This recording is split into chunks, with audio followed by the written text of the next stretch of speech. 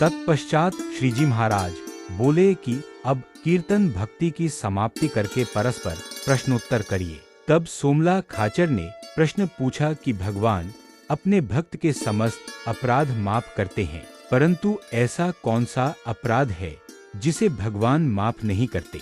तब श्रीजी महाराज बोले कि दूसरे सब अपराधों को भगवान माफ करते हैं, परंतु जो भगवान के भक्त का द्रोह करते हैं उसके अपराध भगवान माफ नहीं करते। इसलिए भगवान के भक्त का किसी प्रकार से भी द्रोह नहीं करना चाहिए। भगवान के सब अपराधों में से भगवान के आकार का खंडन करना बड़ा अपराध है, इसलिए यह अपराध तो कभी नहीं करना चाहिए। और ऐसा जो अपराध को करे उसे पंच महापापों से भी अधिक पाप लगता है। भगवान तो सदा साकार मूर्ति है, उन्हें निराकार समझना यही भगवान के आकार का खंडन करना कहलाता है। और पुरुषोत्तम भगवान जो कोटि सूर्य चंद्र सदृश तेजोमय ऐसे अपने अक्षरधाम में सदा दिव्याकार रूप में विराजमान है, और ब्रह्मरूप ऐसे अनंत कोटि मुक्तों ने उनके चरण कमल की सेवा की है, ऐसे हैं। परब्रह्म पुरुषोत्तम भगवान ही स्वयमेव कृपा करके जीवों के कल्याण के लिए पृथ्वी पर प्रकट होते हैं। उस समय जिन जिन तत्वों को अंगीकार करते हैं वे सभी तत्व ब्रह्मरूप होते हैं, क्योंकि रामकृष्णादि अवतारों में स्थूल, सूक्ष्म और कारण ये तीन देहों तथा जागृत, स्वप्न और सुषुप्ति ये तीन अवस्थाएं दिखती हैं, तथा 10 इंद्रियां, 5 प्राण इत्यादि सब तत्व मनुष्य के जैसे जान पड़ते हैं, परंतु यह सब ब्रह्म है, मायक नहीं है। इसलिए भगवान के आकार का खंडन नहीं करना चाहिए। मात्रे धाधल ने प्रश्न पूछा कि ईर्ष्या का क्या रूप है। तब श्रीजी महाराज बोले कि जिस पर जिसको ईर्ष्या होती है उसकी भलाई उसे सहन नहीं होती है, परंतु उसका अहित होने पर उसे प्रसन्नता होती है, यही ईर्ष्या का लक्षण है। श्रीजी महाराज ने मुनियों से प्रश्न पूछा कि भगवान की प्रत्यक्ष मूर्ति का निश्चय होने, भजन करते रहने और सत्संग के नियमों के अनुसार जो वर्तन करता हो तब उसका कल्याण हो, यह तो सत्संग की रीति है, परंतु शास्त्र में कल्याण की कैसी रीति है।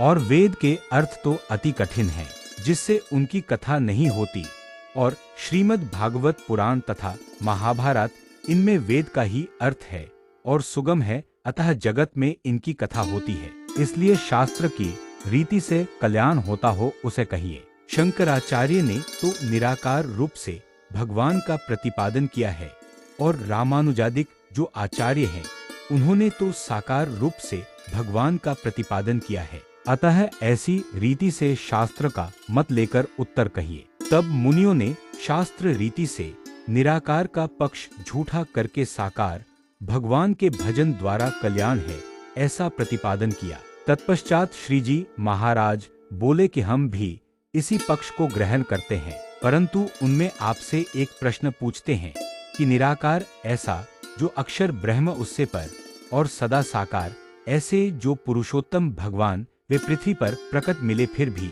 ब्रह्मपुर तथा गोलोक वैकुंठ श्वेत द्वीप में आदि जो भगवान के धाम हैं, इन धामों को देखने की जिसमें लालच रहे तब तो उसको निश्चय है या नहीं। तब मुनिजन बोले कि भगवान मिलने के बाद जिसके मन में ऐसा रहता हो कि जब अक्षराधिक धाम देखेंगे अथवा कोटि कोटि सूर्य का प्रकाश देखेंगे तब अपना कल्याण होगा, ऐसा समझने वाले को तो यथार्थ में भगवान का निश्चय नहीं है। तत्पश्चात श्रीजी महाराज बोले कि उसने ब्रह्मपुरादि धामों को तथा ब्रह्मस्वरूप को देखने की लालच रखी हो तो यह कौन सा उसने पाप कर दिया जिससे उसके निश्चय की ना कहते हैं। तब मुनिजन बोले कि जिसने प्रत्यक्ष रूप से भगवान के दर्शन द्वारा कल्याण माना हो, वह ब्रह्मपुर गोलोक आदि जो धाम है वे भी भगवान के ही हैं, इसलिए उनके प्रति भी अरुचि क्यों रखें, बल्कि भगवान बिना उन्हें इच्छे ही नहीं।